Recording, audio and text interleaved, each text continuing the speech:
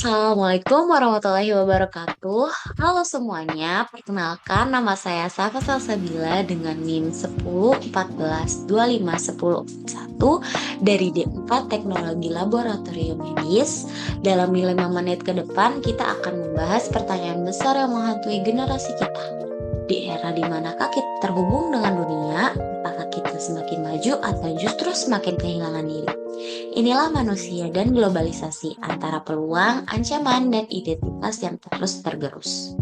Globalisasi bukan hanya soal internet. Menurut Anthony Giddens, ini adalah intensifikasi hubungan sosial global, di mana kejadian di desa terpencil kita bisa dipengaruhi oleh keputusan di negara jauh. Dalam perspektif ISBD, kita sebagai makhluk sosial kini terhubung secara global. Budaya dan identitas kita terus bernegosiasi, lokal versus global. Pertanyaannya, apakah dunia akan menjadi seragam? Mari kita lihat wajah globalisasi di sekitaran kita. Yang pertama, ekonomi.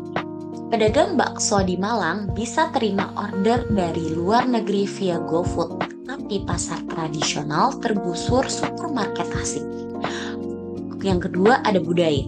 Anak-anak di Papua meniru dance TikTok dari Korea. Ini pertukaran budaya, penjajahan budaya. Yang terakhir adalah teknologi. Tani pakai drone, tapi kesenjangan digital semakin melebar. Paradoks kemajuan. Kita generasi Gen Z hidup dalam dualitas. Bangga Indonesia, tapi lebih fasih bahasa Inggris daripada bahasa daerah. Tahu semua tren global, tapi tak kenal filosofi wayang. Survei 2023, 68% remaja Jakarta lebih kenal Marvel daripada Punakawan. Tapi batik dan tenun justru jadi tren global berkat pesos. Kita bukan kehilangan identitas, kita sedang membentuk identitas baru yang global. Tapi globalisasi punya bayangan kelam. Yang pertama, ketimpangan ekstrim. 1% orang terkaya menguasai 43% kekayaan dunia. Kedua, lingkungan rusak. Deforestasi untuk kelapa sawit ekspor. Dan yang terakhir, krisis mental remaja. 45% merasa cukup keren dibanding influencer global. Ini nyata. Ini darurat juga.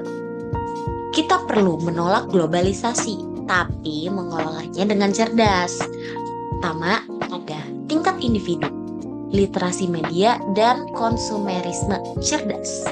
Yang kedua, ada komunitas, revitalisasi budaya dengan kemasan kekinian.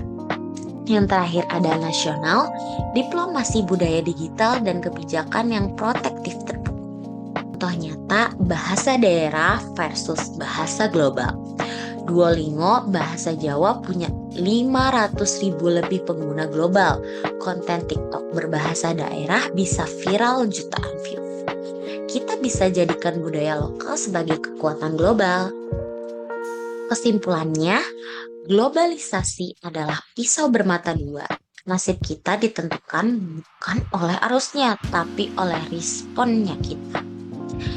Aksi nyata dimulai dari kita. Tanya diri sendiri, apakah bisa ambil tanpa kehilangan jati diri? Jadi filter budaya yang kritis, lalu ambil peran. Jadikan budaya lokal sebagai kontribusi kita untuk dunia.